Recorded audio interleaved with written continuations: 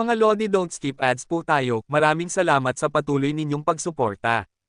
Paki-like and share naman dyan mga Lodi.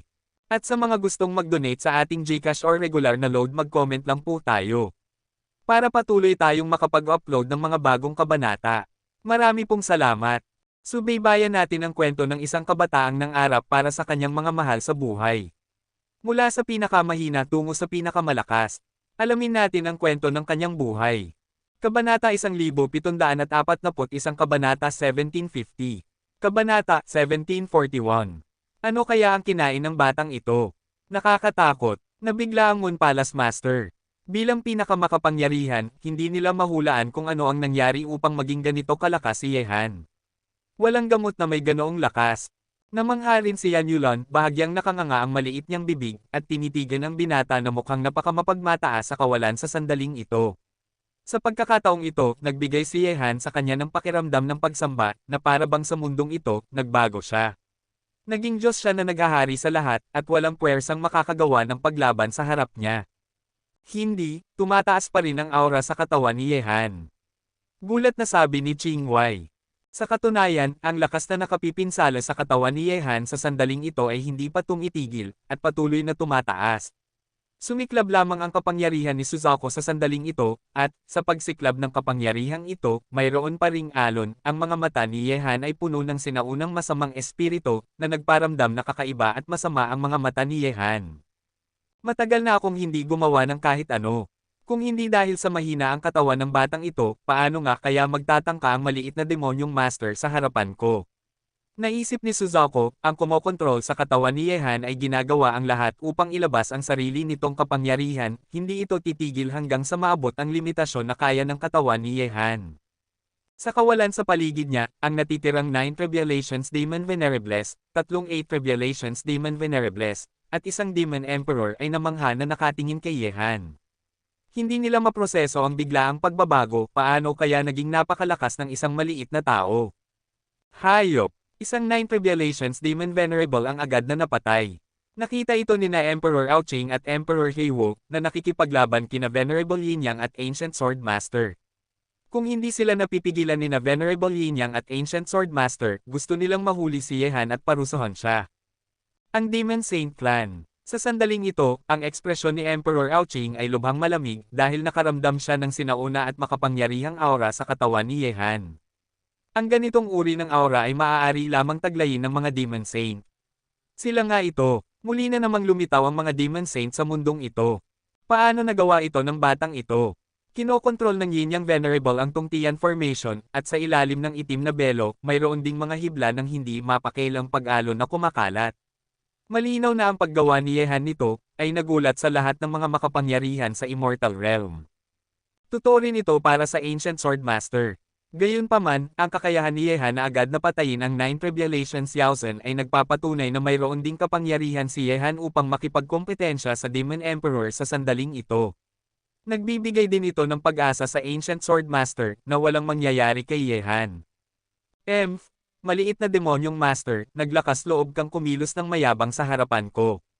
Sa kawalan, isang napakawalang pakialam na tinig ang dahan-daang lumabas sa bibig ni Yehan. Ang kanyang masasama at malamig na mga mata ay tumingin sa mga makapangyarihang halimaw sa paligid ng kawalan, at ang nakakatakot na intensyon na pumatay ay walang kabuluhan na namulaklak sa kanyang mga mata. Sa sandaling ito, nang marinig muli ang mga salita ni Yehan, ang mga makapangyarihan sa paligid ng mundo ay hindi na iniisip na si Yehan ay mayabang at may kapangyarihan na agad na patayin ang 9 Revelations Demon Venerables. Wala nang dapat ikabahala.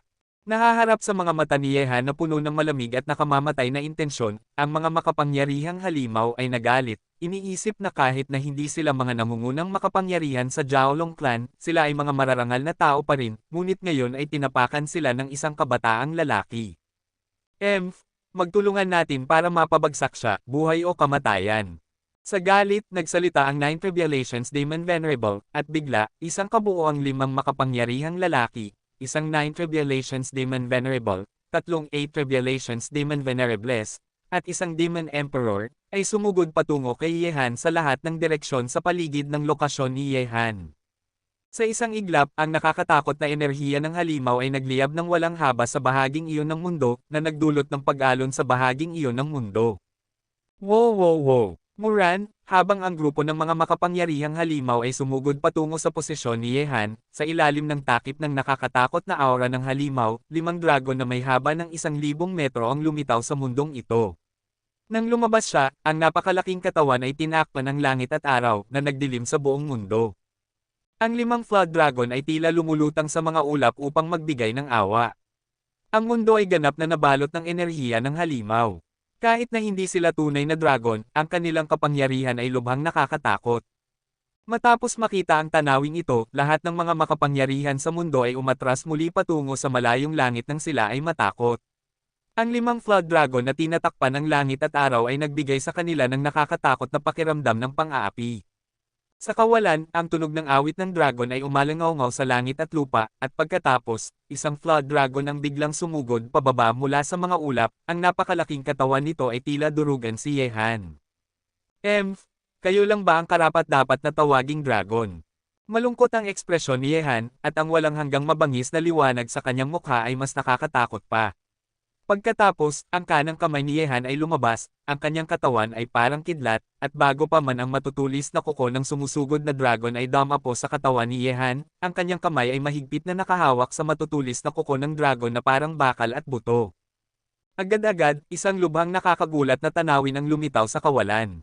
Nakita nila si Yehan na mahigpit na nakahawak sa matutulis na kuko ng dragon gamit ang isang kamay, at sa sigaw na iyon, inihampas ni Yehan ang dragon na may haba ng 1,000 metro na parang mahabang letigo, at ang mahabang napakalaking katawan na may haba ng 1,000 metro ay sumabog sa lupa ng may pagkabaliw, ang buong lupa ay nanginginig at gumuho ng may pagkabaliw, at ang malalim na bangin ay nagparamdam ng pamamanhid sa mga nakakakita nito. Sa pagitan ng langit at lupa, ang tunog ng awit ng dragon ay umalangaw sa langit at lupa. Ang dragon ay malupit na inabuso ni Yehan, ang pagbagsak ay halos pumatay sa kalahati ng kanyang buhay. Ang dragon na may haba ng 1,000 metro ay walang awa na inihagi sa lupa ni Yehan. Ang napakalaki at nakakatakot na katawan ay sumabog sa lupa, at ang umuungal na tunog ay nailipat sa lupa, at isang malalim na bangin ang nabuo doon. Lumilitaw mula sa lupa, ang lupa ay gumuho, at ang nakakatakot na tunog ng awit ng dragon ay nagdala ng nakakatakot na kapangyarihan ng dragon. Kabanata 1742. Nang makita ang eksena, mas lalong napangilabot ang mga ekspresyon ng lahat ng makapangyarihang nilalang sa mundo. Isang dragon na may habang 1,000 metro ay parang laruan sa mga kamay ni Yehan, at hayaan niya itong saktan ng husto. Ang manipis na katawan nito at ang napakalaking katawan ay bumuo ng isang nakakagulat na larawan. Ngunit, habang pinahihirapan ni Yehan ang dragon na ito, sa itaas ng mga ulap, ang 4 pang dragon ay sama-samang nagalit, at sumugod pababa mula sa langit na may nakakatakot na kapangyarihan ng dragon, ang kanilang mga katawan na tumatakip sa langit ay parang mga gumagalaw na higanteng bundok, hindi, nakakatakot na higanteng mga hayop. Si Yehan, isang 1.8 metrong tao, ay tila mamamatay sa harap nila anumang oras. Kahit gaano pa karami ang pagdating ninyo, ang inyong kapalaran ay hindi mababago. Humalingging si Yehan, at sa isang iglap, nakita niyang muli niyang binuhat ang dragon na kanyang inihampas sa lupa, parang isang nakakatakot na mahabang letigo, mabangis na papunta sa dragon sa itaas ng kanyang ulo. Inilipad niya ito sa lahat ng direksyon sa kawalan. Bang bang bang bang! Bigla, nang buhatin ni Yehan ang dragon na may habang 1,000 metro, ang mga tao sa malayong mundo ay nagulat nang makita na ang pagbanggaan ng dragon at ng napakalaking katawan ng dragon ay parang dalawang nakakatakot na taluktok na nagbabangga ng malakas. Ang nakakatakot na pagbangga ay parang kulog sa pagitan ng langit at lupa. Sa ilalim ng paghampas, ang mga katawan ng 4 na dragon na sumusugod kay Yehan ay mabangis na naitulak at malakas na nabagsak sa lupa.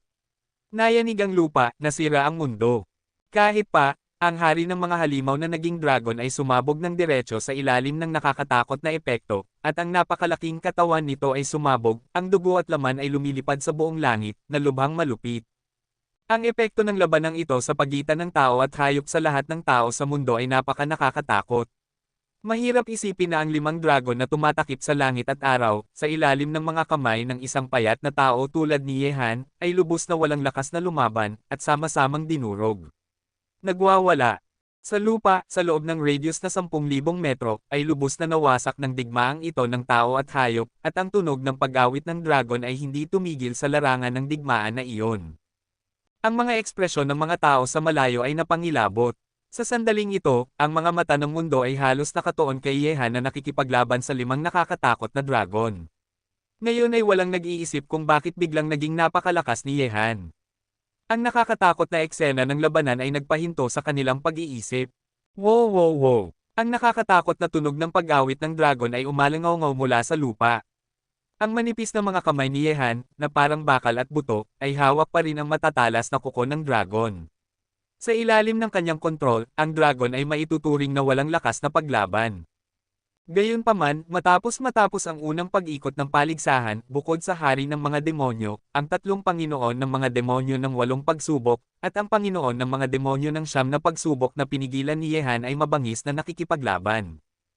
Kaagad, sa lupa, 3 dragon ang lumabas sa dagat na parang mga galit na dragon, at ang nakakatakot na higanteng buntot, na parang isang higanteng pamalo na nagwawalis sa mundo, ay malakas na tumama sa katawan ni Yehan, at ang 3 dragon ay sabay-sabay na dumating, ganoon nakakatakot, natatakot kahit ang mga malalakas sa immortal na estado ng mga tao ay hindi dapat maliitin ito. Sa kawalan, ang tunog ng hangin na sumabog ay paulit-ulit na umalangaw-ngaw, ang espasyo ay naging pira-piraso, at ang nakakatakot na puwersa ay umabot sa kawalan sa harap ni Yehan. Bukod dito, ang dragon sa ilalim ng kontrol ni Yehan ay matapang ding lumaban, at ang mundo sa paligid ni Yehan ay naging lubhang nakakatakot. Ang paglaban ay walang silbi, sa inyong mga maliliit na halimaw, lahat kayo ay pupunta sa impyerno. Malamig ang ekspresyon ni Yehan, at pagkatapos, ang kanyang kamay na nakahawak sa matatalas na kuko ng dragon ay nanginginig, at ang dragon ay muling inihampas ni Yehan ng walang anumang paglaban. Ang napakalaking katawan nito ay parang isang mahabang letigo, mabangis na dinudurog ang mga dragon na iyon, isa pang pag-ikot ng nakakatakot na pagbangga ang lumitaw sa kawalan. Ang pagbangga sa pagitan ng katawan ng dragon at katawan ng dragon, ang nakakagulat na eksena, ay nagpang-inag sa buong langit, at ang mabangis na kapangyarihan ay kumalat patungo sa kawalan, at ang epekto ay umabot sa isang nakakagulat na antas. Sa isang iglap, ang tunog ng pag-awit ng dragon mula sa bibig ng dragon na may 3 lakas ay nanginginig sa langit, at mayroong isang matinding sakit sa boses na iyon. Makikita na sa ilalim ng kapangyarihan ng matinding pag-atake ni Yehan, sila ay mga dragon, at hindi sila makalaban. Matapos makipaglaro sa inyo ng napakatagal, oras na para ipadala ko kayo sa impyerno. Walang kabuluhan, habang bumabagsak ang mga salita ni Yehan, biglang sumiklab ang apoy mula sa kamay ni Yehan na nakahawak sa matatalas na kuko ng dragon. Sa sandaling lumitaw ang ganitong uri ng apoy, sinaktan nito ang dragon. Huminga ito, ang tunog ng pagdadalamati ay tinakpan ang lahat ng kapangyarihan sa pagitan ng langit at lupa. Mamatay. Malungkot ang ekspresyon ni Yehan, at ang banal na apoy ng Suzaku ay pinakawalan mula sa kanyang kamay ng mabangis, kumalat sa katawan ng dragon. Sa isang iglap, ang katawan ng dragon na may habang 1,000 metro ay lubos na natakpan ng apoy, bumubuo ng isang apoy na dragon. Binitawan ni Yehan ang kanyang bakal na palad, at ang apoy na dragon ay sumugod patungo sa langit sa isang iglap, at ang masakit na dagandong ng dragon ay bumuo ng nakakatakot na mga soundwave na umaatake sa lahat ng direksyon. Gayunpaman, sa loob lamang ng ilang segundo, ang masakit at nagdadalamhating dragon na ito ay naging wala sa ilalim ng pagsunog ng apoy, walang natira na buto. Nang makita ito, hindi lamang nagulat ang mga makapangyarihang nilalang sa mundo, kundi pati na rin ang natitirang 3 dragon ay natakot. Ang napakalaking katawan nito ay sumugod sa langit at handa nang tumakas sa kawalan ng mga ulap. Ang apoy ay talagang nakakatakot. Maaaring sirain ang kanilang mga katawan sa loob ng ilang segundo. Kung gusto mong umalis, natatakot akong wala kang kakayahang iyon. Bigla, ang katawan ni Yehan ay naging itim na liwanag, at sumugod siya palayo gamit ang banal na apoy ng Suzaku sa kanyang kamay. Sa pag-indayog ng kanyang palad, isang malaking lugar ng apoy ang biglang sumiklab, mabangis na kumakalat sa loob ng radius na 10,000 metro, na nagdulot sa kawalan na maging isang nakakatakot na dagat ng apoy. At ang 3 dragon na iyon ay lahat ay natakpan ng dagat ng apoy. Sa sandaling ang kanilang mga katawan ay nahawakan ng banal na apoy ng Suzaku, ang nakakatakot na apoy ay kumalat sa kanilang mga katawan, nilalamon ang kanilang mga buhay. Kabanata 1743. Sa kawalan, ang matinis at nakakatakot na tunog ng pag-awit ng dragon ay patuloy na umalangaw-ngaw. Ang 3 dragon ay naging mga dragon na apoy, sumugod, lumangoy, at sumigaw sa mga ulap, ngunit di nagtagal, unti-unting nawala ang kanilang mga katawan. Sa layer ng ulap, ang tunog ng pag-awit ng dragon na umalangaw-ngaw sa langit at lupa ay unti-unting tumigil din. Nang makita ito, iwinagayway ni Yehan ang kanyang kanang kamay, at ang dagat ng apoy na tumatakip sa 10,000 meter na kawalan ay unti-unting nawala, na nagpapakita ng isang wasak na larangan ng digmaan.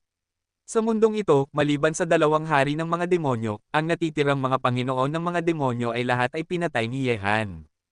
Dalawang panginoon ng mga demonyo ng 9 na pagsubok, 3 panginoon ng mga demonyo ng 8 pagsubok, at isang hari ng mga demonyo, na may ganoong nakakatakot na hanay, maaari silang makipaglaban kahit sa mga makapangyarihan sa kaharian ng immortal. Sila ay lubos na pinatay ni Yehan sa maikling panahon. Nang makita ang wasak na larangan ng digmaan, ang mga makapangyarihan sa mundo ay labis na nagulat na hindi na makapagsalita. Ngayon na tapos na ang labanan dito, hindi talaga nila maisip na ginawa ni Yehan ang lahat ng ito. Parang napakadali para sa isang tao na lantara na patayin ang grupong ito ng mga nakakatakot na makapangyarihang nilalang. Ang ganoong lakas ay lubos na sinira ang pag-unawa sa martial arts sa mga makapangyarihan sa mundo. Wasakin ang lahat. Ano ang nangyari sa katawan ni Yehan? Madali niyang pinatay ang napakaraming malalakas na halimaw gamit ang kapangyarihang kanyang pinakawalan sa sandaling ito. Natatakot ako na wala siyang pressure na harapin ang hari ng mga halimaw. Ang mga mata ng lahat ng makapangyarihan sa mundo ay napangilabot, at ang lahat ng kanilang mga titig ay itinutok sa katawan ni Yehan. Sa mundong ito, ang hari ng mga demonyo at ang mga makapangyarihan sa kaharian ng immortal lamang ang maglalakas loob na makipagkumpetensya sa kanya. Siyempre, ang kapangyarihang sumabog mula sa katawan ni Yehan sa sandaling ito ay lahat ay nagmula kay Suzaku. Ang banal na apoy ni Suzaku na kinokontrol ng ninuno ng Suzaku na naglalaro ng apoy ay natural na hindi maihahambing sa kasalukuyang Yehan, kaya ang kapangyarihan ng banal na apoy ni Suzaku ay napaka nakakatakot na maaari nitong walang habas na patayin ang 9 na pagsubok na dragon. Hayop! Nang makita na ang 2 dakilang panginoon ng 9 na pagsubok, 3 panginoon ng 8 pagsubok, at isang hari ng mga demonyo ay lahat ay pinugutan ng ulo ni Yehan, ang aura ng demonyo na sumasakop sa katawan ni Emperador Heiwo ay tumaas na parang hamog ng demonyo, at nahuli ni Yehan. Lubos siyang naiinip sa pagpigil ng sinaunang master ng espada. Kaagad, ang nakakatakot na tunog ng pag-awit ng dragon ay lumabas mula sa bibig ni Emperador Heiwo, at ang aura ng demonyo ay kumalat sa kanyang katawan, tinatakpan ang langit na parang madilim na ulap, pinipilit ang sinaunang master ng espada na may hawak na maharlikang sandata na tumayo sa lugar na iyon. Sumiklab ang kawalan, namumula ang kanyang mukha. Ang hari ng mga demonyong ito ay aatake kay Yehan. Nang makita ito, lahat ng malalakas na lalaki ay mahigpit na pinagmasdan ang eksena. Bata, nagbago na ang isip ko, sasaktan kita. Ang titig ni Emperador Heiwo ay parang isang hayop, mabangis at mabangis. Matapos makalaya mula sa pagpigil ng sinaunang master ng espada, isang nakakatakot na lakas ang pinakawalan mula sa kanyang nakakatakot na katawan. Ang kapangyarihang pag-aari ng dragon ay nagpagalaw sa langit at lupa. Sa ilalim ng marahas na pag-atake sa kawalan, ang puwersang iyon ay direktang sinira ang kawalan. Sa sandaling ito, kahit ang sinaunang master ng espada ay hindi naglakas loob na tumayo sa harap ni Emperador Heiwo. Sasaktan mo ako, karapat-dapat ka ba? Humalingging si Yehan. Tiningnan niya si Emperador Heiwo na sumusugod ng may nakakatakot na lakas, ang kanyang mga kamao ay mahigpit ding nakakuyom, at ang kapangyarihan sa kanyang katawan ay sunod-sunod na sumugod, parang isang nagngangalit na alon. Mayabang na bata, oras na para magbayad ka ng kapalit. Galit na galit si Emperador Heiwo, lumitaw ang maliwanag na liwanag sa pares ng mga kamao ng halimaw. Nakita na ng lahat ng malalakas na lalaki sa mundo ang kakila-kilabot ng pares ng kanyang mga kamao, at maaari silang makipagkumpetensya sa maharlikang sandata sa mga kamay ng sinaunang master ng espada. Gayunpaman, ang mukha ni Yehan ay hindi nagbago ng kulay kahit na nakaharap siya sa mga nakakatakot na kamao ng halimaw ni Emperador Heiwo. Nang ang kamao ni Emperador Heiwo ay umabot sa kawalan sa harap niya, gumalaw si Yehan. Ang kanang kamao na handa ng sumuntok ay tila may napakalaking puwersa na 10 milyong kilo. Sa ilalim ng marahas na pagsugod ng katawan, ang mga kamao ng dalawa ay malakas na nagbanggaan na parang dalawang kanyan. Snap! Bigla, ang mga nakakatakot na kamao ng dalawa ay nagbanggaan, at isang nakakagulat na tunog ng pagbangga na parang kulog ay umalingaw-ngaw sa langit at lupa. Sa susunod na sandali, gamit ang dalawa bilang sentro, ang mga bilog ng nakakatakot na mga alon ng kapangyarihan ay kumalat, at ang nakapipinsalang kapangyarihan ay kumalat sa kawalan na 10,000 metro ang layo, na nagdulot kinalikang mangat sa mga makapangyarihan na makaramdam ng isang nakakatakot na puwersa.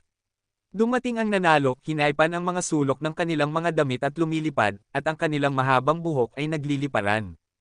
Gayunpaman, matapos ang nakakatakot na pagbangga ng kamao sa pagitan ng dalawa, ang bagay na nagpagalaw sa lahat ng makapangyarihan sa mundo ay si Emperador Heiwo, ang hari ng mga demonyo, ay sumabog sa kawalan na parang isang malakas na hangin, may mga mata na may dugo sa sulok ng kanyang bibig, sa kabilang banda, si Yehan ay nanatiling hindi gumagalaw sa kawalan. Sa isang galaw, kahit ang hari ng mga demonyo ay nataboy. Nagulat ang sinaunang master ng espada. Alam niya kung gaano nakakatakot ang kalaban matapos niyang makipaglaban kay Emperador Heiwo. Isang suntok lang ni Yehan ang nagpaurong sa ganoong lakas na lalaki, at nasugatan pa. Kahit ang hari ng mga demonyo ay hindi kapantay niya. Muli na namang nagulat ang mga puso ng lahat ng makapangyarihan sa mundo. Ang eksenang ito ay nagdulot kay Emperador Aoching, na nakulong sa Heavenly Formation, na tumingin, ang kanyang ekspresyon ay lubhang seryoso. Si Venerable Yin Yang ay sumulyap din sa labanan sa pagitan ni Yehan at Emperador Heiwo, sa ilalim ng itim na belo, imposibleng makita kung ano ang iniisip niya. Gamit ang kaunting kaalaman mo, karapat-dapat ka bang magbayad ako ng kapalit? Sa kawalan, tiningnan ni Yehan si Emperador Heiwo na marahas na sinuntok, ang kanyang mga mata ay puno ng pagnanais na pumatay, at habang naglalakad, lumitaw siya sa kawalan sa harap ni Emperador Heiwo na umatras na parang teleport, mabangis at nakakatakot na kapangyarihan ay muling nagtipon sa kanyang kamao, at ang kamaong puno ng nakakatakot na kapangyarihan ay nagdulot ng panginginig sa mga mata ni Emperador Heiwo. Pagkatapos lamang niyang aktwal na makipaglaban kay Yehan ay naramdaman niya ang nakakatakot na kapangyarihan sa katawan ni Yehan. Bilang isang hari ng mga demonyo, hindi man lang niya napigilan ang suntok ng kalaban. Kabanata 1744. Aw! Bigla, isang nakakagulat na tunog ng pag-awit ng dragon ang nagmula sa kawalan sa harap ni Yehan, at gumulong ang mga sound wave.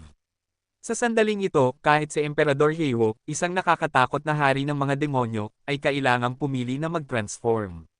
Sa isang iglap, 5 kilometro ang haba na napakalaking halimaw ang lumulutang sa kawalan, ang napakalaking sukat nito ay lampas sa imahinasyon ng lahat.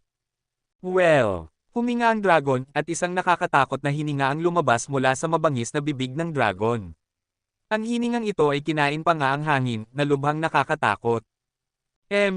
Kapalpakan. Walang pakialam ang ekspresyon ni Yehan, ang kanyang nakakuyom na kamao ay biglang bumuka, at ang nakakatakot na banal na apoy ni Suzaku ay sumugod mula sa kanyang palad, direktang tinatakpan ang lubhang nakakakain na aura.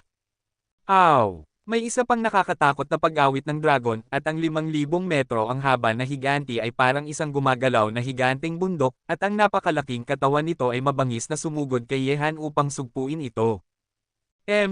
Lumayas ka! Malakas na sumigaw si Yehan, ang kanyang kamao ay sumuntok. Kahit na ang kamaong naglalaman ng nakakatakot na kapangyarihan ay napakaliit kung ikukumpara sa napakalaking katawan ng dragon, ito ay kasing lakas ng isang bundok. Sa isang iglap, ang manipis na kamao ni Yehan ay sumabog sa pinipigilang katawan ng dragon, sunod-sunod na mahinang tunog ang nagmula sa katawan ng dragon. Sa sandaling ito, ang nakakatakot na kapangyarihan ni Yehan ay sumugod na sa napakalaking katawan ng dragon. Kung papasok siya sa katawan ng dragon sa sandaling ito, makikita niya na ang lahat sa loob ng katawan ng dragon ay parang isang putik. Nagdurusa sa matinding pinsalang ito, ang masakit na dagendong ng dragon ay nakakabingi, at ang napakalaking katawan ay patuloy na gumugulong sa kawalan, maging ang mga ulap sa kawalan ay tinangay. Maliit na hari ng mga demonyo, naglakas loob na magsalita ng walang katotohanan, at mamatay. Sa oras na ito, muling pinakawalan ni Yehan ang banal na apoy ni Suzaku, at ang nakakatakot na dagat ng apoy ay binalot ang isang malaking bahagi ng kawalan, at ang napakalaking katawan ni Emperador Heiwo ay natakpan din ng dagat ng apoy, at ang nag-aapoy na apoy ay unti-unting nilalamon ang kanyang katawan.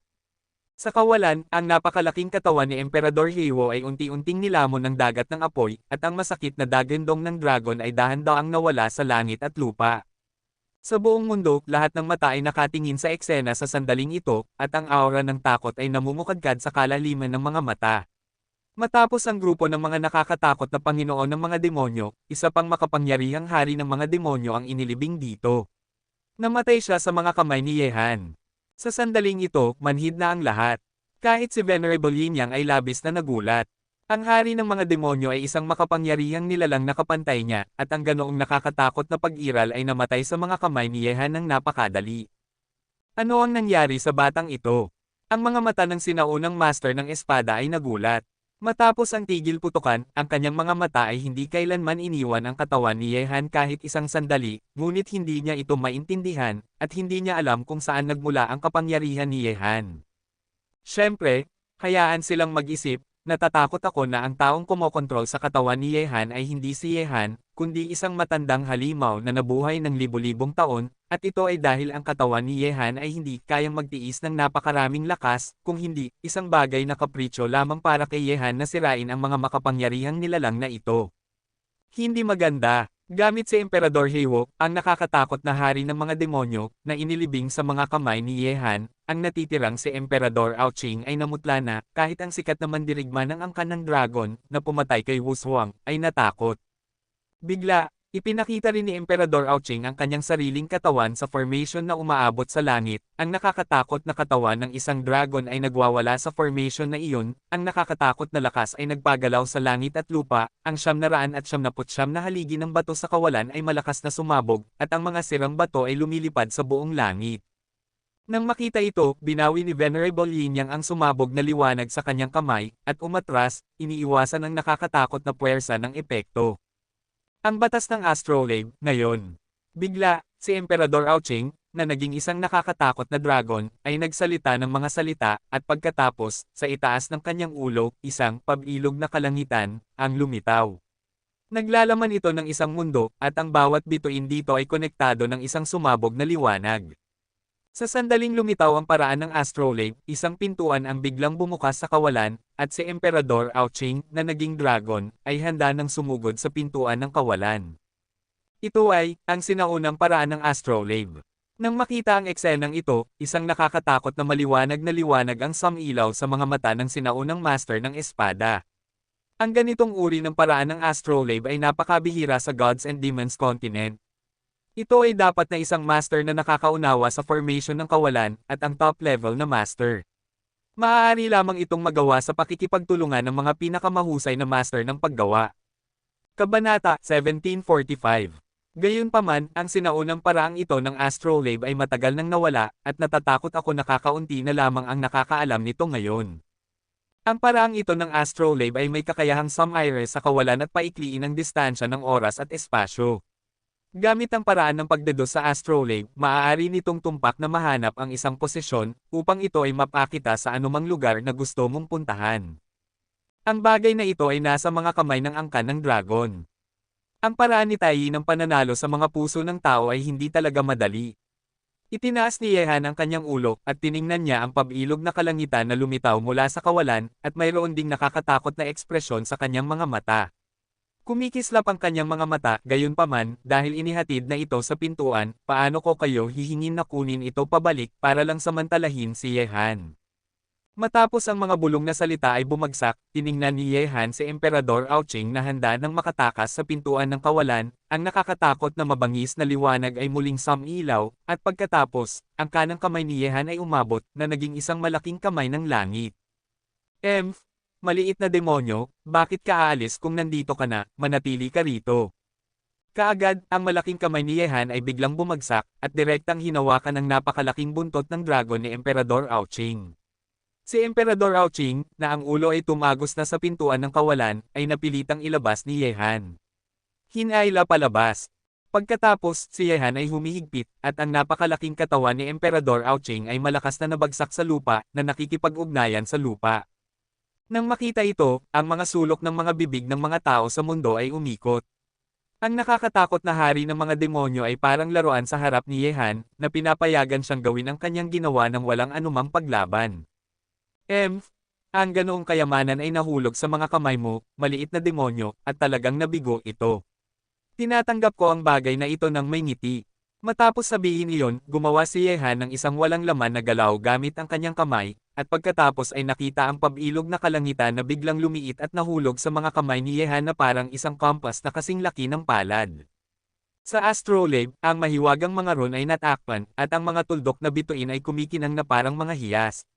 Nang makita ito, ang liwanag sa palad ni Yehan ay kumislap, at ang mahiwagang astrolabe ay nawala. At nang walang operasyon ng astrolabe na ito, ang orihinal na bukas na pintuan sa kawalan ay dahan-dahang isinara muli. Matapos gawin ang lahat ng ito, lumingon si Yehan at tiningnan si Emperador Aoqing na muling nabuo sa anyong tao. Nakatayo siya sa lupa na may gulo-gulong buhok, malungkot na mga mata at namumulang bibig, nakatingin kay Yehan sa langit. Alam kong ikaw iyon. Sa sandaling ito, narinig ni Emperador Aoqing ang isang dagandong. Bilang isang general ng angkan ng dragon, hindi pa siya nakaranas ng ganoong kakilakilabot na pagkatalo at kahihiyan. Siyempre, alam ni Emperador Aoqing na ang kanyang kinakaharap sa sandaling ito ay hindi si Yehan, kundi isang nakakatakot na pag-iral mula sa sinaunang panahon.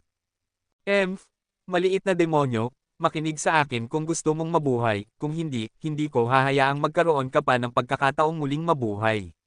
Sa itaas ng kawalan, si Yehan ay malamig na hamalingging, nakatitig kay Emperador Aoqing ng may malamig na mga mata. Sa sandaling ito gusto niyang patayin si Emperador Aoqing ay hindi na nangangailangan ng maraming kapangyarihan, ngunit mas kapaki-pakinabang siya kay Emperador Aoqing.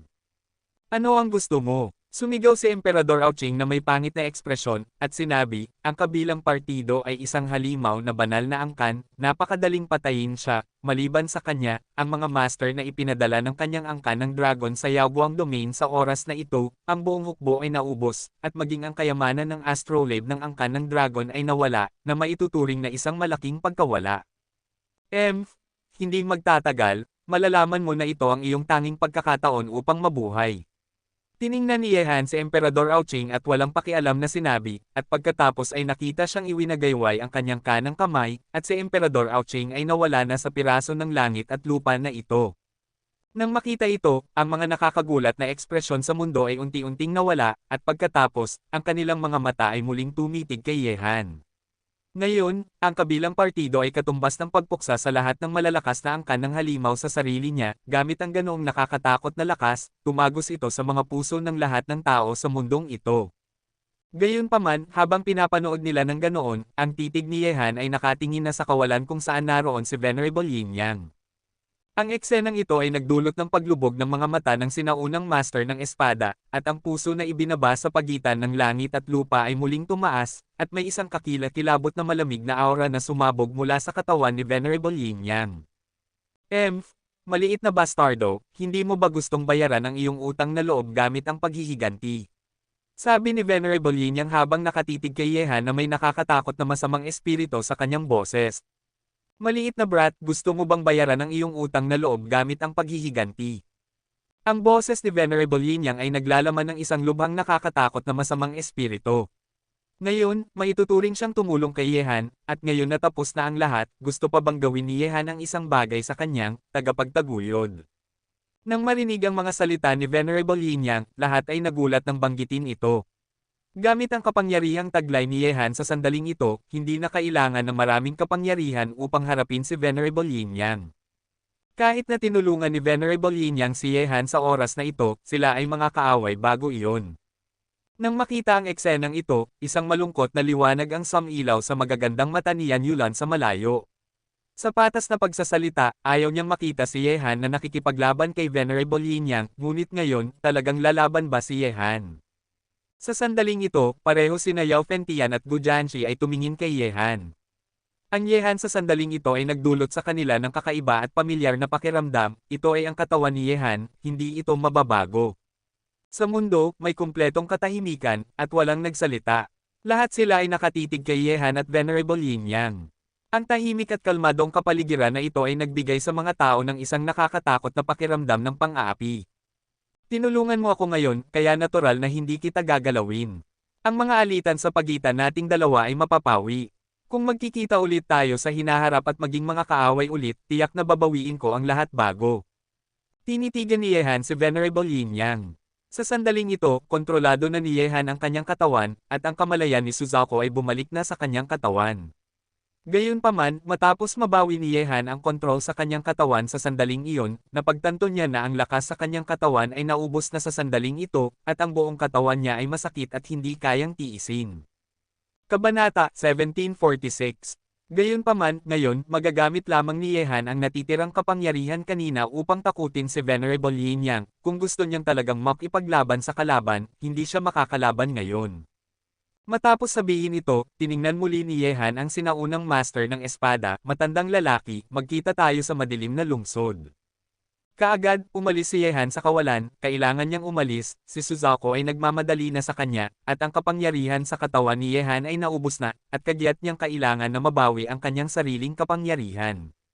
Pinapanood si Yehan na umaalis sa kawalan, ang tensyonadong kapaligiran sa pagitan ng langit at lupa ay talagang hamupa sa sandaling ito. Gayunpaman, ang lahat ng nangyari ngayon ay hindi lamang hindi sinasadyang nagtataas ng katayuan ni Yehan, ngunit ginawa rin siyang isang pag-iral na kinatatakutan ng lahat ng makapangyarihang tao sa Yaoguang Domain. Pagkatapos ng lahat, si Yehan ay isang nakakatakot na pag-iral na may kakayahang magpatay ng mga dragon at sugpuin ang hari ng mga demonyo gamit ang isang galaw. Sino mang manginis sa ganoong tao ay mamamatay. Kahit na wala sa mga makapangyarihan sa Yaoguang Realm ang nakakaalam kung bakit nakakuha si Yehan ng hindi kapani-paniwalang kapangyarihan ng walang kabuluhan, ito mismo ang nagdulot sa kanya na maging mas makapangyarihan at mahiwaga. Kung gagamitin muli ni Yehan ang nakakatakot na kapangyarihan na iyon, kahit ang langit sa Yaoguangyo ay hindi kayang takpan ang kanyang mga mata. Ang labanan ngayon, para kay Yehan, ay orihinal na isang sitwasyon ng kamatayan, kahit na ang dalawang pinakamakapangyarihang nilalang sa Yaoguang region, sina Gu Swordmaster at Yin Yang Venerable, ay hindi siya mailigtas. Gayunpaman, kahit na sa ilalim ng ganoong sitwasyon ng kamatayan, si Yehan ay umasa sa kanyang sarili at sapilitang nakipaglaban sa kanyang paraan. Siya ay parang isang malakas na lalaki na nagpuksa sa lahat ng mga halimaw at dumating sa Yaoguang Domain. Maisip na kapag kumalat na ang labanang ito sa Yaoguangyo, ang katayuan ni Yehan ay tiyak na magiging numero unong tao sa lahat ng mga makapangyarihan. Kahit na bata pa siya. Kahit na nasa estado lamang siya ng konsentrasyon. Gayunpaman, walang makakapidyo sa kanyang liwanag. Mabuti na lang para sa mga taong nagmamalasakit sa iyo na makaligtas. Tiningnan ni Yan Yulan ang direksyon ni Yehan, tahimik na nag-iisip sa kanyang puso. Di nagtagal, lahat ng makapangyarihang tao sa piraso ng langit at lupa na ito ay nagsipagsabog, sina Gu Jianxi at Yao Fengtian ay umalis ng magkasama, at umalis din si Venerable Yin Yang. Lumipat ang eksena, at sa sandaling ito, si Yehan ay dumating na sa mundo ng Taoismo.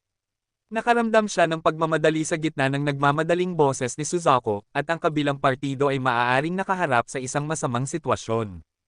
Bata, para harapin ang mga maliliit na halimaw na iyon, natatakot akong matutulog talaga ako ng sandali. Ang boses ni Suzaku ay tumunog sa isipan ni Yehan. Nang marinig ang mga salitang ito, sumikip ang mga mata ni Yehan at nagtanong, sobrang naubos ba ang iyong enerhiya sa pakikipaglaban sa mga malalakas na halimaw na iyon? Sabi ni Suzaku, hindi naman talaga. Ang aking lakas ay nasa panahon na ng paggaling. Hindi ko masyadong magagamit ang aking lakas. Halos isang taon na mula nang dumating ako sa mundong ito, at ang aking lakas ay halos nakabawi na sa antas ng demonyo sa langit, ngunit sa oras na ito inilipat ko ang aking kapangyarihan sa iyo, at nawala ang aking pundasyon, kaya dapat akong makatulog ng malalim. Huwag mo akong tanungin kung bakit hindi ako makakauna. Ngayon, ang lahi lamang ng halimaw ang nakakaalam tungkol sa aking pag-iral. Kapag lumabas ako ng personal, malalaman din ng lahi ng tao. Mahihirapan kang bata na magpatuloy sa pakikisalamuha sa lahi ng tao. Maaari bang hindi ka matanggap ng lahi ng tao? Sumikip ang mga kilay ni Yehan.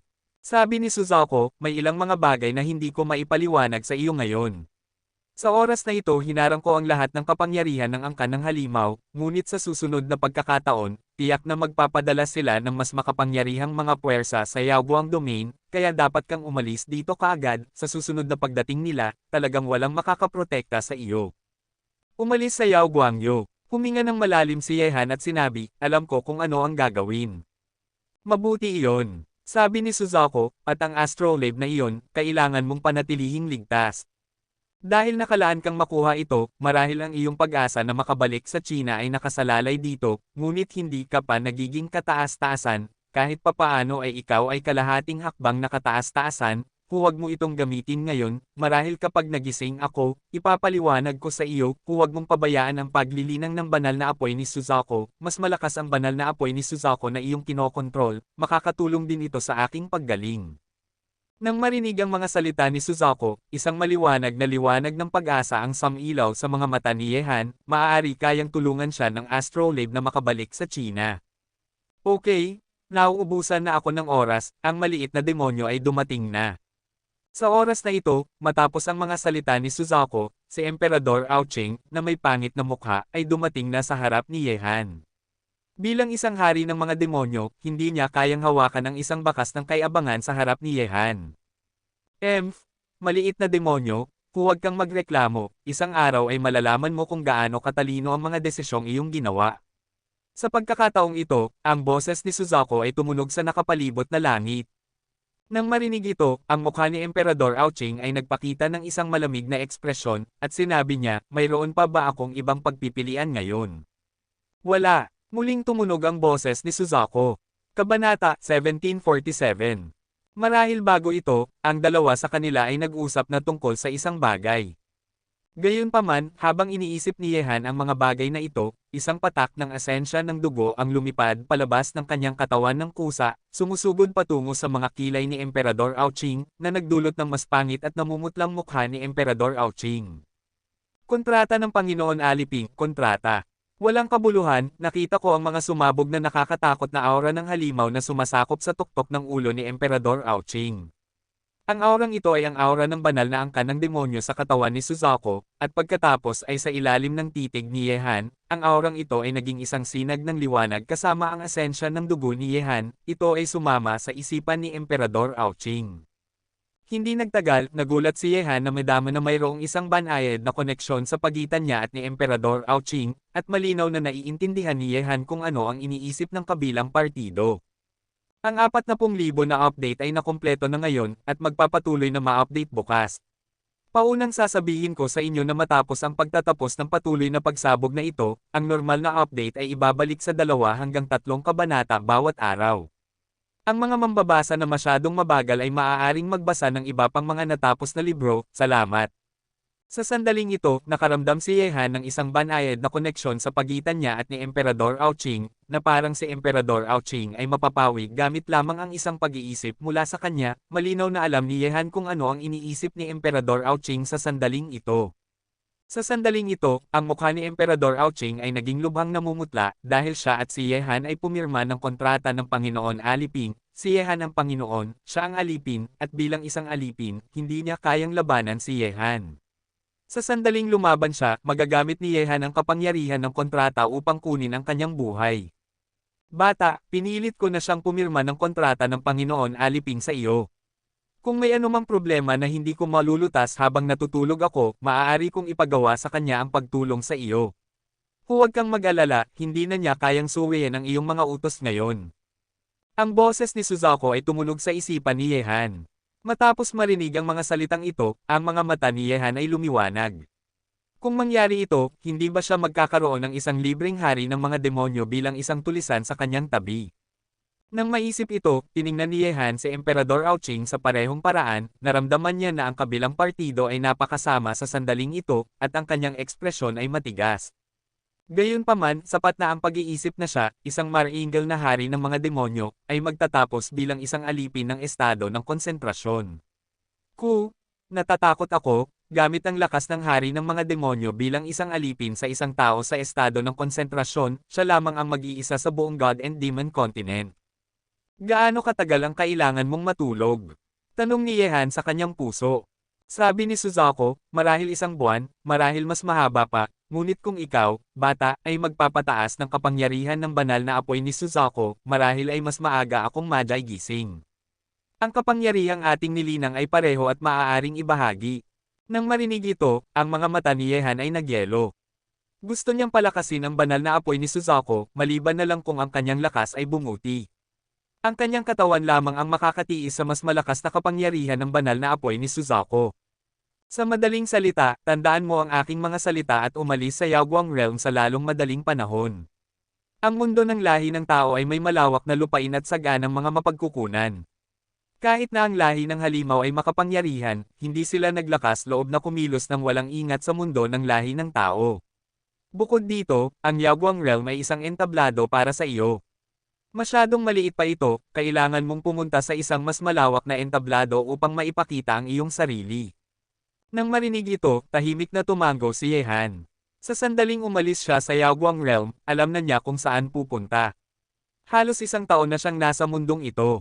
Si Yeqing, na nasa Yaochi Palace, samantalahin ang pagkakataong ito, oras na para makipagkita siya sa kanya. Gayun din, ingatan mo ang astrolabe. Huwag mo itong hawakan hanggang sa wala ka pang lakas ng kataas-taasan kahit na kalahating hakbang na kataas-taasan. Gamit ang iyong lakas, hindi mo pa mahawakan ang astrolabe sa ngayon.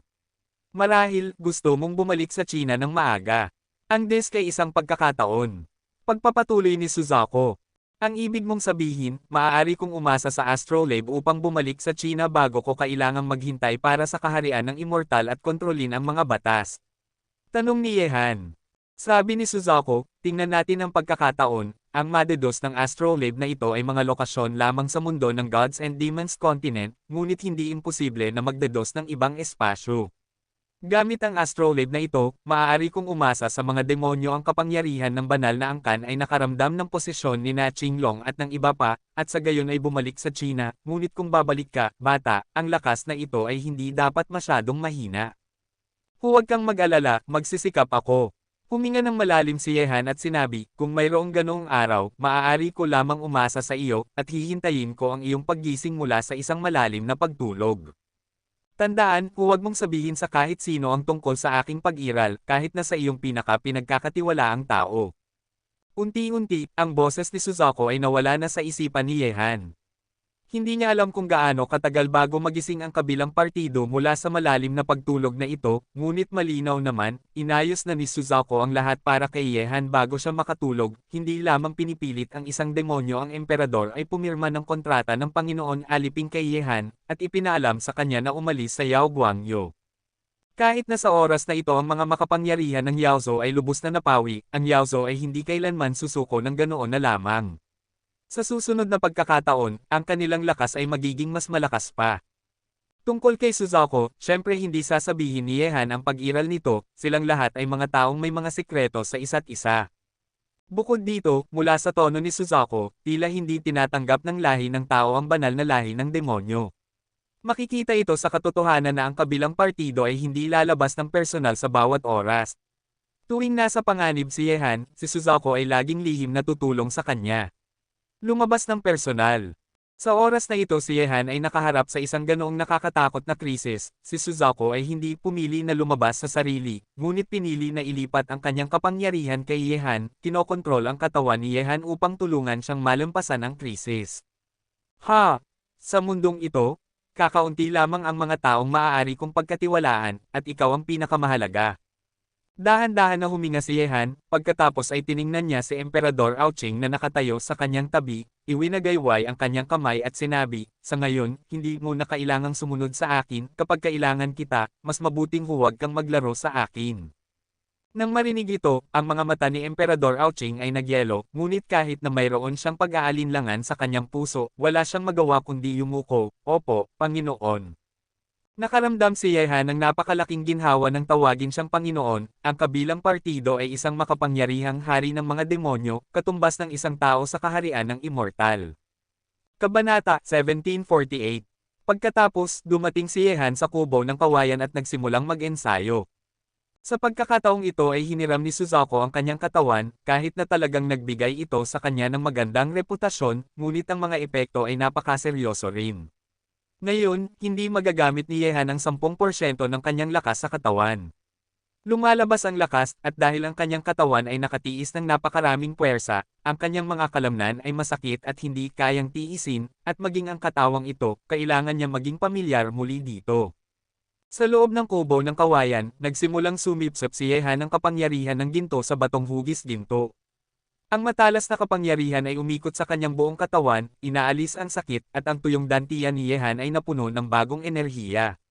Ang lakas sa katawan ay patuloy ding lumalaki. Gamit ang kasalukuyang lakas ni Yehan, gamit ang kanyang buong lakas, maaari siyang makipagkompetensya sa mga high-ranking na eksperto, ngunit alam din ni Yehan na ang kanyang kasalukuyang lakas ay masyadong mahina pa rin. Ang mga makapangyarihan ay nagiging mas nakakatakot. Ang kapangyarihan ni Yehan ay lubos na hindi karapat-dapat na ibigay sa mga malalakas na lalaki ang mga sapatos. Maaaring protektahan siya ni Suzaku, Gu Jianxi, at Qin Wu daw sa loob ng ilang sandali, ngunit hindi nila siya mapoprotektahan magpakailanman. Kapag lamang lumakas ang kanilang mga kamao, iyon ang katotohanan. Sa mundo ng Taoismo, matapos mag-ensayo si Yehan ng kalahating buwan, isang senyales ng pagluwag ng bottleneck ang lumabas sa kanyang katawan. Nang maramdaman ito, ang bibig ni Yehan ay may kislap ng kagalakan. Magbabago ka na ba? Kaagad, ang isipan at espiritu ni Yehan ay nagkaisa, at sinipsip niya ang kapangyarihan ng ginto sa batong hugis ginto ng may higit na konsentrasyon. Ang mga bakas ng matalas na kapangyarihan ay sumugod sa dantian ni Yehan, at pagkatapos ay sa ilalim ng kontrol ni Yehan, ang puwersang ito ang kapangyarihan ay mabangis na sumasalakay sa kaharian ng Shaozhen. Isa pang kalahating buwan ang lumipas na ganoon, at sa araw na ito, sa ilalim ng walang humpay na pag-atake ni Yehan, ang kanyang kaharian ay sa wakas ay sumire sa tuktok ng huling yugto ng concentrating concentration, at pumasok sa kaharian ng Little Honor. Naramdaman ng pagdagsa ng bagong kapangyarihan sa kanyang katawan, ang kagalakan sa mukha ni Yehan ay lalong tumindi. Ngayon, ang mga master sa unang yugto ng posisyon ng Grandmaster ay dapat na walang anuman sa harap niya. Ang pagbagsak sa kaharian ng maliit na marangal na posisyon ay nagdulot kay Yehan na makaramdam ng isang nakakatakot na kapangyarihan na sumasalakay sa kanyang katawan. Bago sumire sa maliit na marangal na posisyon, si Yehan, gamit ang pinakamataas na lakas sa huling yugto ng estado ng concentration, ay ginamit ang lahat ng kanyang paraan. Susunod, maaari nitong talunin si Yan Yulan, isang master sa unang yugto ng dakilang karangalan. Gayunpaman, gamit ang kasalukuyang estado ni Yehan, kahit na hindi niya ginamit ang siyam na pagbabago ng Zushen, maaaring makipagkompetensya siya sa mga master sa unang yugto ng dakilang karangalan. Sa mundo ng Xuanman, dahan-dahang iminulat ni Yehan ang kanyang mga mata. Isang sorpresa na ang kanyang sariling kaharian ay maaaring masira sa ilalim ng ganoong mga kalagayan. Marahil oras na para magpaalam. Nang maisip ang sinabi ni Suzaku, mayroon ng plano sa isipan si Yehan na lisanin ang Yaoguang Realm at pumunta sa Tianshu Realm, dahil ang Yaoqi Palace ay matatagpuan sa Tianshu Realm, at ito rin ay isang napakalaking puwersa, sikat sa buong Southern God Realm, malakas. Kaagad, dumating si Yehan sa lugar kung saan nag-ensayo sina Shi Wulei at iba pa, at handa nang lisanin ang Yaoguang Domain.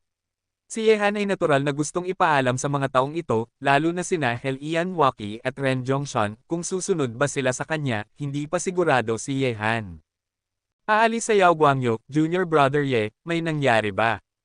Matapos marinig ni Yehan ang sinabi nito, ang mga mata ni Leng Xingmo ay nagyelo, at tinitigan niya si Yehan na parang isang espada at nagtanong, sina Shi Wulei at iba pa ay nakatingin din kay Yehan, ang kanilang kasalukuyang pag-unlad sa Yaoguang Domain ay maituturing na maganda, bakit aalis sa oras na ito? Nainsalto ko ang isang makapangyarihang kaaway, kaya kailangan kong umalis dito. Sagot ni Yehan. Ngumiti si Daotong at sinabi, Yehan, saan ka man pumunta, sina Xiao Yuangang at ako ay handang sumunod sa iyo. Alam na ni Yehan kung ano ang iniisip ni na Daotong at ng iba pa. Kaagad, tiningnan ni Yehan sina Helian Waki at Ren Zhongshan. Nang makita ito, ngumiti si Helian Waki at sinabi, huwag mo kaming tingnan, ikaw na bastardo, hanggat hindi mo kami hinahabol, syempre handa kaming sumunod, ngunit bago kami umalis, kailangan naming bumalik.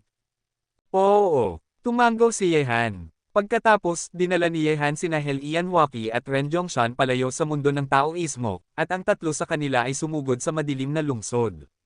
Sina Helian Waki at Ren Zhongshan ay natural na bumalik sa Helian Palace at sa Huseng Palace. Pumunta si Yehan sa lugar kung saan nagtago ang sinaunang master ng espada, at nag-usap na silang magkita rito. Nang dumating si Yehan sa lugar kung saan nagtago si Gu Jianxi, sina Gu Jianxi at Yao Fengtian ay tila naghihintay na kay Yehan dito. Sa looban, ang dalawa ay magkaharap na nakaupo. Nang dumating si Yehan, nakakuha rin ito ng atensyon ng dalawa. Nang makita nila muli si Yehan, ang kanilang mga ekspresyon ay medyo komplikado. Ang labanan ni Yehan sa grupo ng mga makapangyarihang angkan ng demonyo sa sinaunang mga guho ay hindi lamang nagulat sa kanila, ngunit nagbigay din sa kanila ng kakaibang pakiramdam, na parang si Yehan sa sandaling ito hindi na siya ang dating Yehan. Maliit na marangal na tao, tila maraming nakamit ka sa pagkakataong ito. Nang makita si Yehan na naglalakad sa looban, sinabi ni Gu Jianxi, at sinabi rin ni Yao Fengtian, sinasabing isang taon ng pagsusumikap, mas mabuting magsikap sa loob ng isang araw, hindi lamang ang iyong kaharian ay mabilis na umunlad, ngunit mayroon ka ring maraming mga sikreto. Nang marinig ito, umupo si Yehan sa tabi ng dalawa, at sinabi, sa pagkakataong ito, talagang napakagantimpala, ngunit may ilang mga bagay, patawarin mo ako sa hindi ko pagsasabi sa inyo, nangako ako sa iba. Ang ilang mga bagay, itago mo na lang ito sa iyong puso. Hindi na kami magtatanong ng masyadong maraming tanong. Marahil mas mabuting hindi malaman ang maraming bagay. Tiningnan ng sinaunang master ng espada si Yehan, at ang kanyang ekspresyon ay bihirang naging seryoso. Lahat sila ay nagbibigay sa mga tao ng pakiramdam na walang puso at baliw, ngunit mula nang lumitaw si Venerable Yin Yang, ang matandang baliw ay nawala na. Umalis ka na, bitawan mo muna ang lahat ng sama ng loob, ang Yao Guangyu ay hindi na angkop para sa iyo na manatili rito, kahit na sa oras na ito ay pinatay mo na ang lahat ng makapangyarihang mga halimaw na dumating sa Yao Guangyu, ngunit sa susunod na pagdating nila ang hanay dito ay maaaring maging mas malakas pa, at walang nakakaalam kung anong uri ng sitwasyon ito. Umiling ang sinaunang master ng espada, kahit na ayaw niyang umalis si Yehan, kaya lang niya ito magawa ngayon. Kabanata 1749. Tahimik na tumango si Yehan, ang mga iniisip ng sinaunang master ng espada ay nagtutugma sa kay Suzaku. Saan ka pupunta, bata? Tanong ni Yao Fengtian. Nang marinig ito, huminga ng malalim si Yehan at sinabi, Tian Shuyo, gusto kong pumunta roon. Nang marinig ang mga salita ni Yehan, nagkatinginan sina Yao Fengtian at Gujanshi, Tian Shuyo. Ang batang ito ay talagang pumili na pumunta sa lugar na ito. May problema ba? Tanong ni Yehan nang makita ang mga ekspresyon ng dalawa. Dahil nagawa mo na ang iyong sariling desisyon, walang problema. Hindi sinagot ng sinaunang master ng espada ang tanong ni Yehan, sinabi niya, ang Tianshu domain ay hindi kasing ganda ng Yaoguang domain, ang mga henyo roon ay mas malakas at mas makapangyarihan, marahil doon lamang makikita mo ng lubusan ang iyong mga mata, ang Yaoguangyo ay masyadong maliit para sa iyo, kailan ka aalis? Ngayon. Sa langit sa itaas ng lungsod ng kadiliman, pinanood ni Gujanshi at Yao Fengtian si Yehan na naglalakbay palayo sa kawalan. Matapos ang paglalakbay na ito, hindi natin alam kung kailan tayo muling magkikita. Hindi nagustuhan ni Yehan ang ganoong sentimental na paghihiwalay, kaya umalis siya nang hindi lumilingon. Sana ang batang iyon ay makagawa ng pagbabago sa mundong iyon. Ang Tianshu region ay hindi maihahambing sa isang maliit na lugar tulad ng Yaoguang region, ngunit hindi ko alam kung ano ang nangyayari kay Qin Wudao, matandang lalaki. Naisip ni Gujanshi sa kanyang puso. May buntong hininga, mamuulong siya. Sabi ni Yao Fengtian, ang batang ito ay masyadong mahiwaga, marahil ay magkakaroon siya ng gagawin sa hinaharap. Ang Tianshuyo ay isang lugar lamang kung saan niya mararanasan ang kanyang sarili, paano maaaring ang isang henyo na tulad niya ay nasa ilalim ng proteksyon nating lahat sa lahat ng oras. Lumalaki. Nag-usap na si Yehan kina Helian Waki at Ren Zhongshan at magkikita tayo sa labas ng madilim na lungsod. Sa makatuwid, nang dumating si Yehan sa labas ng madilim na lungsod, sina Helian Waki at Ren Zhongshan ay naghihintay na kay Yehan, hindi lamang iyon, ngunit naroon din sina Haring Helian at Wu Zhenghwang. Haring Helian, hindi ba kayo pumunta rito para sanayin ako? Tiningnan ni Yehan ang dalawa at sinabing may ngiti, sisisihin sila. Ngumiti si Haring Helian, ngunit seryoso ako, Yehan, mag-ingat ka na ngayon, hihintayin ka namin sa madilim na lungsod. Tumango si Yehan, syempre babalik siya sa Yaoguangyu, Janzong, kailangan niyang linisin ang kabilang partido at tuluyang mawala sila sa Yaoguangyu. Sinabi rin ni Wu Zhenghwang, ang Janzong ay sumalakay na sa Daozong, ngunit sa kawalan mo sa paligsahang ito, hindi muna tayo makikialam. Mula ngayon, aalagaan mo ang dalawang batang ito. Nang marinig ito, tumango si Yehan, at pagkatapos ay may iwagayway ng kanyang kanang kamay, si Du Guao ay lumitaw sa kawalan sa tabi niya, at sinabi, ang Jianzong ay sumalakay sa Daozong, kahit na hindi natin sila matutulungan sa ngayon, ngunit ako isang regalo ang ibibigay sa kanila, at ang Reg Along ito ay gagawin ninyong dalawa. Tumango sina Haring Helian at Haring Wu Zheng. Kayong dalawa, muling magkikita tayo sa araw ng ating pagbabalik. Pagkatapos ng lahat, dinala na ni Yehan sina Helian Waki at Ren Zhongshan palayo sa kawalan. Ang Jianzong ay hindi makapaghintay na salakayin ang Daozong, na nagulat kay Yehan, ngunit mula sa puntong ito, sapat na ito upang makita ang pagkabalisa sa mga puso ng tatlong higanti ng Jianzong. Gayunpaman, napakahirap para sa Janzong na sirain ang Daozong. Ngayon na nagkakaisa ang apat na pangunahing sekta, kahit na pansamantalang umatras ang kapangyarihan ni Yehan, hindi kayang labanan ng Janzong ang apat na sektang ito gamit ang lakas ng isang sekta. Gamit sina Chen Baixiang, si Ming, Exi Tianwang, at Qing Wei Luzon na nagtutulungan, kaya na nilang labanan ang tatlong higanti ng Janzong. Siyempre, hindi madali para sa apat na pangunahing sekta na sirain ang Janzong nang walang malakas na tao na nakatayo sa tabi ni Yehan. Sa makatuwid, ito ay magiging isang matagal na labanan para sa magkabilang panig at imposible talagang makilala sa maikling panahon. Ang mga resulta. Kahit na kaya nang sirain ni Yehan ang Jansong ngayon, magagawa niya ito sa pamamagitan ng paghingi kay Emperador Aoqing na gawin ito, ngunit gusto ni Yehan na gawin ito sa kanyang sarili. Ang pinakamahalagang bagay para sa kanya ngayon ay ang umalis sa Yao Guangyo upang maiwasan ang mga aksidente. Ang mga sama ng loob at sama ng loob dito ay itabi muna. Tungkol kay Duguao, matagal nang hindi na pinapansin ni Yehan ang ganitong uri ng tao. Naniniwala si Yehan na gamit si Duguao bilang isang bargaining chip, ang apat na pangunahing sekta ay magkakaroon ng mas malaking bentahe laban sa Jansong. Tungkol sa pagpapalaya kay Duguao, isang makapangyarihang henyo, ang mga tao mula sa apat na pangunahing sekta ay hindi ganoon kabobo. Yehan, kung gusto nating umalis sa Yaoguang Realm, kailangan nating pumunta sa Tianming City. Mula roon, mayroong isang teleportation array na humahantong sa ibang mga rehiyon. Kung umaasa tayo sa paglalakad, hindi natin alam kung gaano karaming taon at buwan ang kakailanganin upang makarating sa ating pupuntahan. Sa kawalan, ang tatlo kay Yehan ay nagmadali. Ang Tianming City ay isa sa tatlong pinakasikat na lungsod sa Yaoguang Realm. Ito ay kasing sikat ng Huacheng at Yaocheng. Ang pangunahing dahilan ay ang Tianming City ay isang mahalagang sentro upang umalis sa Yaoguang Realm, kahit na ang sentro na ito ay maaaring hindi makapag-ugnay sa anumang rehiyon sa Nanshenyo, ngunit kung gusto mong pumunta sa ibang mga rehiyon, ito ay tiyak na isa sa pinakamabilis na landas. Kabanata 1750. Tumango si Yehan at sinabi, kung gayon, pumunta tayo sa Tianming City. Nakita ko na ang dalawa sa tatlong sikat na lungsod sa Yaoguang Region. Hindi ko alam kung gaano kasagana ang Tianming City ngayon. Ang Tianming City ay malayo sa lungsod ng kadiliman. Tiyak na hindi makakarating sina Yehan at iba pa sa Tianming City sa loob ng ilang araw. Sa makatuwid, sa daan patungo sa Tianming City, ang tatlo kay Yehan ay naglalakbay sa araw at pumapasok sa lungsod sa gabi. Nag-e-ensayo sa mundo ng Taoismo, sa ganitong paraan, ang lakas ng bawat isa ay mapapabuti ng mabilis hanggat maaari. Ngayon na iniwan na niya ang unos ng Yao Guangyo, sa wakas ay may oras na si Yehan para mag-ensayo.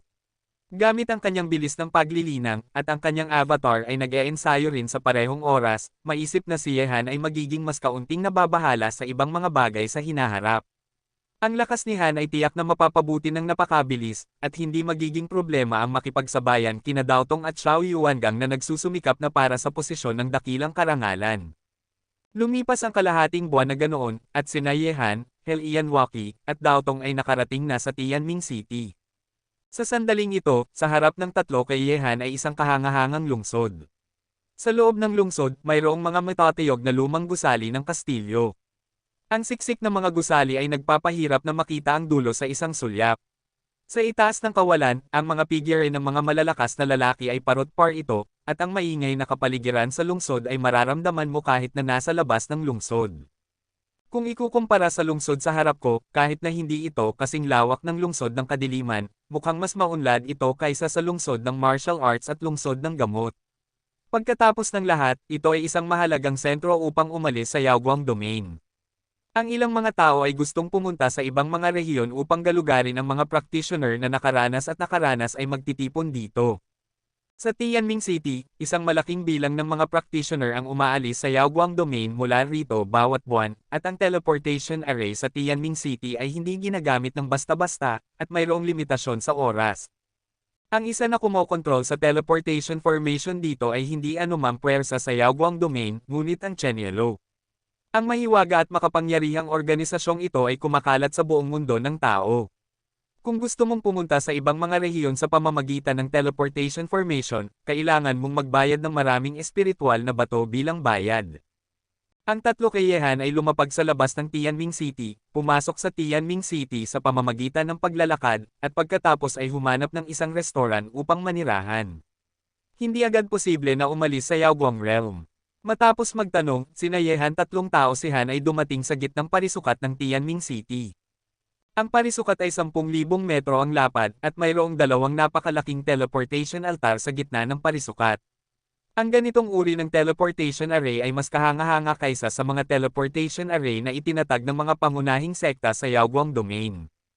Ang teleportation array ay maaari lamang magsagawa ng short-distance teleportation. Ang teleportation array dito ay konektado sa ibang mga rehiyon, at ang distansya ay napakalayo na hindi kayang suportahan ng isang maliit na teleportation array. Ang ganitong kalaking teleportation array lamang ang makakasupply sa demand. Sa sandaling ito, sa napakalaking parisukat na ito, maraming mga cultivator ang pumapasok sa kaukulang teleportation array ng sama-sama, iniiwan ng Yaguang domain upang pumunta sa ibang mga lugar. Napakaraming tao. Nang makita ang masikip na eksena, kumunot ang noo ni Yehan, at sinabi ni Hel Ianwaki, kung gusto mong gamitin ang teleportation array dito upang umalis sa Yaguang domain, kailangan mong magbayad ng maraming espiritual na bato upang bumili ng tiket sa transportasyon. Ang mga nakakuha lamang ng tiket sa teleportation ang maaaring pumasok sa teleportation array, ito ang tuntunin, at kahit na makakuha ka ng tiket sa teleportation, maaaring hindi ka agad makaalis. Sabi ni Ren Zhongshan, Yehan, sina Hel Ian at ako ay walang oras upang makakuha ng tiket sa teleportation. Magkita na lang tayo sa restaurant mamaya. Sige. Tumango si Yehan at sinabi, kung may kailangan ka, tandaan mong kontaken ng Soul Jade Sleep. Matapos maghiwalay ang tatlo, dumiretso ring bumalik si Yehan sa restaurant. Si Hel Ianwaki ay mas nakakaalam tungkol sa pag-alis sa Yao Guangyo kaysa sa kanya, kaya hindi na kailangang mag-alala ni Yehan. Sa loob ng restaurant, si Yehan ay nakaupo ng mag-isa sa isang sulok, naghihintay kina Hel Ianwaki at sa dalawa pa. May mga mainit na pag-uusap na nagmumula sa paligid na nagdudulot ng sigla. Siyempre, ang pinag-uusapan dito ay karaniwang tungkol sa mga nangyari sa Yao Guangyo kamakailan, ang paligsahan sa pagitan ng ilang mga pangunahing sekta, at si Yehan. Sa Yao Guang Domain, ang katayuan ni Yehan bilang ang numero 1 henyo ng nakababatang henerasyon ay hindi na matibay. Kahit na ang kamakailang kaguluhan sa Yao Guang Domain ay hindi pa nangyayari, ito ay napakabihira pa rin. Hindi ko alam kung ano ang magiging anyo nito sa huli. Ang pagbabago sa istruktura ng sekta na may 1,000 taon ay malamang na hindi maiiwasan. Ngayon na nawasak na ang Condor Eagle Castle, ito ay isang palatandaan. Si Yehan ay maituturing na kailangan para sa ganoong malaking pagbabago sa Yao Guangyo.